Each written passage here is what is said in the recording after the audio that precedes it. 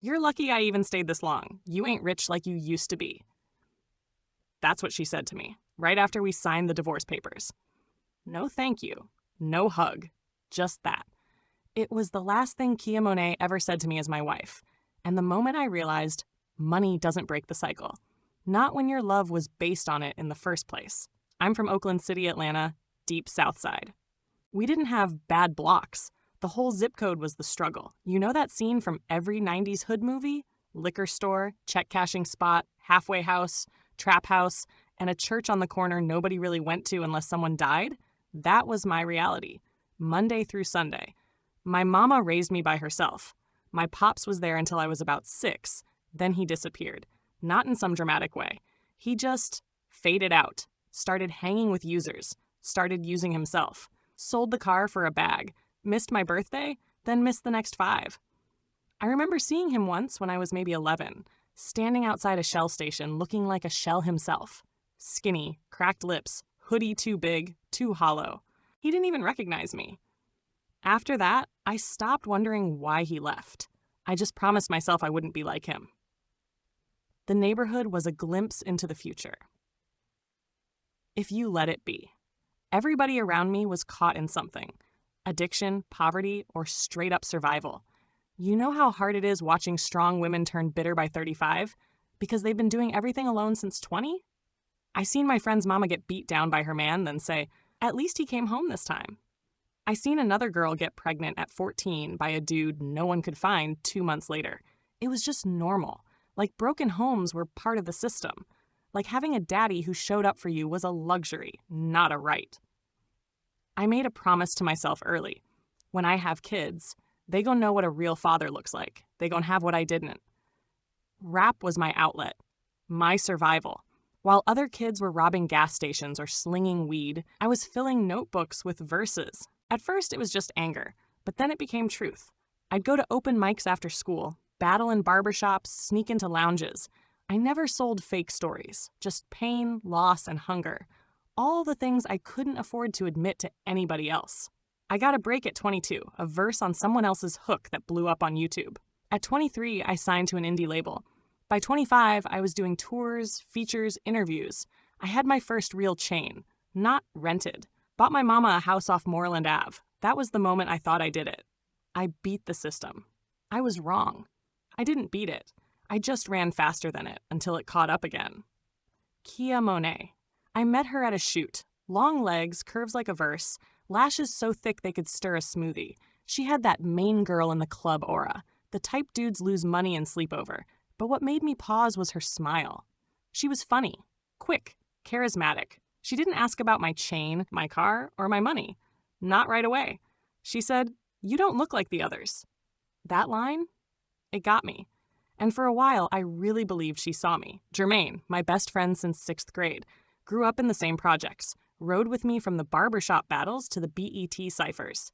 He didn't like her. "You serious about this chick?" he asked one night when I told him I was thinking about making it official. "She different," I said. He shook his head. "She exactly the same." Bro, look, I ain't trying to knock you. But girls like that, they got a plan. Get pregnant. Get the check. Get famous through association. You not the first. You won't be the last. I brushed it off. She ain't like that. You only say that because you haven't told her no yet. That line stayed with me, even when I ignored it. We had Malik a year after getting serious. I was still touring, still making good money. Kia wasn't working, but I didn't care. I wanted her to focus on the baby. I was so proud. I cried holding him. "I ain't gonna leave you, son. Ever." 2 years later, Tyrese was born. Same promise, new tears. But something had already started changing in Kia. She didn't want the small moments, the messy ones, the real ones. Diaper duty? That was nanny stuff. Parent-teacher meetings? That was embarrassing. She posted pictures like we were perfect, but behind the scenes, everything was a fight. She wanted luxury, constantly. Designer bags, extensions every 2 weeks, vacations just to reset. When I suggested saving more for the kids' futures, she laughed. "You act like you broke already." I made enough to be comfortable, but fame doesn't last forever. I took fewer gigs so I could be home more. Started investing in businesses. No more splurging, just trying to build. And that's when she checked out. Started sleeping in the guest room. Started complaining about everything, the house, the car, even the food. But the worst? She started turning the boys against me. Daddy's tired again. Daddy said no, 'cause he cheap. I could have had a better life if I waited for a real man. I heard Malik repeating one of her lines once. He was only 6. It broke me. She asked for a divorce like she was ordering drive-thru. Didn't even flinch. I didn't fight her. I was tired. But I did protect myself and my kids. My lawyer, Auntie Ray, helped me structure the agreement. Qley got a $300,000 payout and $5,000 a month under a strict NDA. She couldn't drag me online. Couldn't use my name in interviews. Couldn't discuss our private business. If she did, the payment stopped and she had to pay back damages. She agreed. Told me, fine, as long as I don't have to look at your face again. I remember the boys watching me walk away. They were little. Malik was 7, Tyrese was 5, but their eyes were heavy. I hugged them both hard, smelled their hair, memorized the weight of their arms around my neck. I'm always your dad. I ain't going nowhere. You understand? They nodded, but I could see it, the confusion, the pain, the fear that I was just another father walking out. And that fear lit something inside me. No matter what she says about me, y'all gonna know the truth. You gonna know I showed up. You think getting married is the hard part? Try staying present for your kids when the person raising them is feeding them lies about you every day. Try staying respectful when your name's getting slandered online, in front of them, at school. Try smiling through it so your kids don't carry your bitterness. That's when I learned. Being a real father ain't about being right. It's about being there, even when it hurts. Even when it's unfair. Even when they only get half the story, for now. The first few months after the divorce were quiet. Qley took her lump sum. The $300K transfer hit. She moved into a newer condo in Buckhead with the boys and started posting like nothing happened. Soft lighting, new hair, cute captions like, "Strong women raise kings." She'd post them eating pancakes like it was some single mom Disney movie. Meanwhile, I was at home paying child support and trying not to snap every time I saw my name get dragged in her comments. She never said it directly, but her followers knew who she was talking about. If it wasn't for me, he'd still be nothing. Don't let these rappers fool you. They only love you when you stay quiet. I was loyal. I was patient. I got played. One day, she posted a selfie with a long-winded caption that included the line, "Imagine giving someone your best years just to end up with court-ordered silence." That was it. She broke the NDA. Breaking the contract has consequences. But she thought she was untouchable. My lawyer, Auntie Ray, screenshot every word, documented every story, pulled the posts from her burner accounts too. We already had them monitored. A week later, we served her with papers. She was now in breach of contract. That meant she had to repay half the lump sum, over $150. Her monthly support dropped from $5,000 to $400 flat, and we were now free to pursue custody rights if necessary. She was furious. Tried to call me screaming, "You broke me, I'm gonna be homeless." I didn't answer, because when she had the money, she wasn't calling me then. And when she was poisoning my sons against me, she wasn't worried about fairness. Meanwhile, I stayed focused on what mattered. I saw the boys every weekend. We went to the park, played video games, I helped with homework, showed them old school hip-hop, and cooked meals that didn't come out of a microwave. At first, they were distant, confused. Malik especially. He asked a lot of questions. Did you make mommy cry? Why do people say you're mean on Instagram? Why can't we all just live together? I didn't badmouth her. I never have. Still haven't. Instead, I told him the truth, without using her name. Some people only know love when it's easy. Real love sticks around when it gets hard. That's what I'm learning. The shift happened slowly, but it happened. Kids are smart. They may hear what you say, but they feel how you make them feel. And as time went on, they started seeing the difference. At my place, structure, peace, laughter, focus. At her place, chaos, arguments, excuses. They didn't talk about it at first, but I saw in their eyes when I dropped them off. The hesitance to walk back into her building. The fake smiles they gave her in front of me. The way Malik gripped my hand just a little longer before letting go. Qley's public meltdown wasn't just online, it was at home too. With less money coming in, Qley started unraveling. She went live more often, begging for donations from fans, posted Cash App links in her bio, claimed she was being abused financially and silenced by the industry. But behind the scenes, she was losing control of her own household. The boys told me about missed meals, coming home to locked doors because she was at the club for work. Tyrese said she screamed a lot, mostly at them. Sometimes she'd cry in front of them, say stuff like, "Your daddy ruined my life. If y'all were never born, I'd be living in LA right now. Go live with him then. See if he likes it when y'all talk back." They were 9 and 7. You don't say that to babies. You don't break your kids just because you're broken. One night I called Jermaine just to vent. "Bro," I said, "she's poisoning them." He said what he always says, "You tried to save someone who wasn't ready to be saved." "She's making them feel like they gotta choose between us," I said. "And you know what they'll choose," he replied. "They'll choose peace, even if it takes time." That line stuck with me. I started planning. I set up trust funds for both boys, money they couldn't touch until 18, college, life goals, whatever they needed. I started journaling everything, what they told me, when she canceled visitations, notes from teachers, text messages, photos of bruises and neglect. Not because I wanted a fight, but because I knew one day I might need to protect them from more than just confusion. I might need to protect them from her. The day Tyrese said, "I don't want to go back," he was 10. Malik was 12. It was a Sunday night. I was driving them back to Kia's place. Quiet car ride. No music. Just breathing. Halfway there, Tyrese whispered, "Can we stay with you instead?" I looked at him through the rear view. Malik didn't say anything, just nodded. I pulled over. "What happened?" They hesitated. Then Malik said, "She locked us in our room so she could go out. Said if we opened the door, she'd whoop us until we bled." I had to pull the car over again, this time to keep from breaking down. That was it. I called Auntie Ray the next morning. I didn't go into fatherhood thinking I'd ever be in a courtroom fighting their mother. I grew up in enough dysfunction to know what that does to a kid, being yanked between parents like luggage. But when your 10-year-old son tells you he's scared to sleep at home, when your 12-year-old says he pretends to be asleep just to avoid another argument, when they don't cry during drop-offs anymore because they've gotten numb, you don't stay quiet. You don't wait for things to get worse. You step up. Auntie Ray had been through this kind of battle before. She wasn't just a lawyer. She was family, a second mother who happened to know the system better than anyone. She told me, "Don't stop. Don't fight her in public. Win it in the courtroom."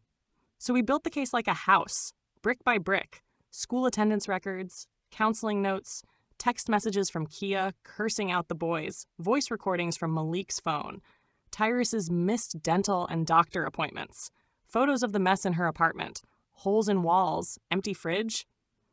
And then we brought in witnesses. The neighbor who'd seen the kids locked outside late at night, Malik's teacher who noticed he was always falling asleep in class, even Kia's own cousin who told the court Kia left the boys alone while she partied to stay relevant.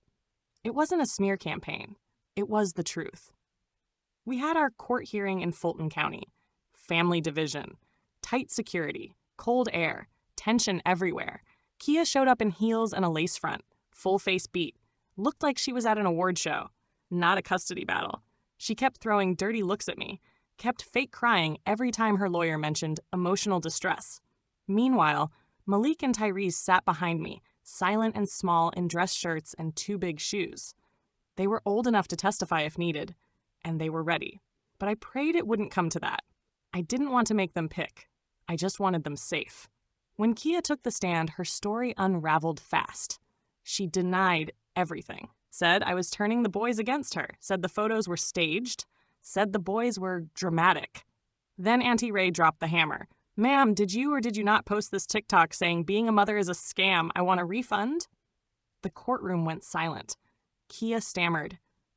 It was a joke, but the judge wasn't laughing. The ruling came quicker than I expected. 2 weeks later, the ruling came in. Full legal and physical custody awarded to me. Kia granted supervised visitation twice a month. Child support waived, because I didn't ask for a dime. I didn't want her money. I just wanted my boys. When I told Malik and Tyrese, they didn't jump up and down. They didn't cry. They just exhaled, like a weight they didn't even know they were carrying had finally been lifted. That night, we ate burgers and stayed up late watching movies. It wasn't fancy, but it was home. Finally, I never told them what to think about their mother. That was important to me. As much as I was angry, hurt, disgusted, I never once said, "Your mama ain't nothing." Because that's not my job. My job is to show them what a man does when life gets hard. That you don't need to scream to be strong. You don't need to clap back to prove your point. You just keep showing up. And over time, they learned the truth on their own. Kia tried to rebuild her image. But the boys were already gone. She tried. She posted throwback photos like we were still one big happy family. She posted missing my babies under pictures of herself in swimwear. She claimed I brainwashed them. But what she never did was change. She never apologized, never asked what she could do better, never said thank you for raising them when she couldn't. And so the boys kept their distance. Jermaine came by one afternoon and saw the boys doing homework while I cooked dinner. He looked around and said, "Bruh, you really did it." I said, "Did what?" "You raised black sons in a broken world and made it a little less broken." And that's when I realized I didn't just break the cycle. I raised the ones who'll bury it. After I got full custody, life slowed down. We moved into a quiet neighborhood on the east side of Atlanta. Not gated, not flashy, but safe, calm, a place where my sons could walk to school and come home to a warm kitchen and clean sheets. I stopped touring completely. Took a step back from the industry, focused on family, therapy, and building quietly. Malik and Tyrese started healing, little by little. No more walking on eggshells. No more fake smiles. They began laughing like kids again. It was the first time our house felt like a real home. I didn't want to just protect my boys. I wanted to prepare them. I gave them freedom, but I gave them structure too. Phones had limits. Screens off at 10 p.m. Chores weren't optional. Neither were grades. We had family dinners. No phones at the table. Just real talk. I taught them how to budget, how to cook, how to write a resume. I told them the truth about women, heartbreak, the streets, and how the system sees young black men before they even open their mouths. And every year on their birthdays, I added more money to their trust funds. They didn't know how much was in it. Still don't. Because it wasn't about spoiling them. It was about saying, you get to start your life ahead, not behind, because I love you enough to build a runway before you even know how to fly. Kia eventually faded into the background. She moved out of state 2 years after losing custody. Still posts now and then. Throwbacks, selfies, captions about choosing peace. Sometimes mutual friends will say she's trying to do better, and maybe she is. But my sons, they stopped asking about her.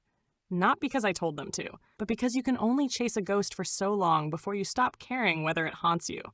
Malik and Tyrese became everything I hoped they'd be. Malik is now 19. Just started his second year at Morehouse, studying architecture. He loves designing things that'll outlive him. Says buildings are like time capsules. He still has his old sketchbooks. Some of the pages have grease stains from our kitchen table. I kept everyone. Tyrese is 17. He's got offers from multiple schools to study sports medicine. Kid's a genius with anatomy and a beast on the basketball court. He once told me he wants to open a therapy clinic for athletes who grew up like him, with more bruises on the inside than the outside. They call me every week, even if just for 5 minutes. And sometimes I hang up and just cry.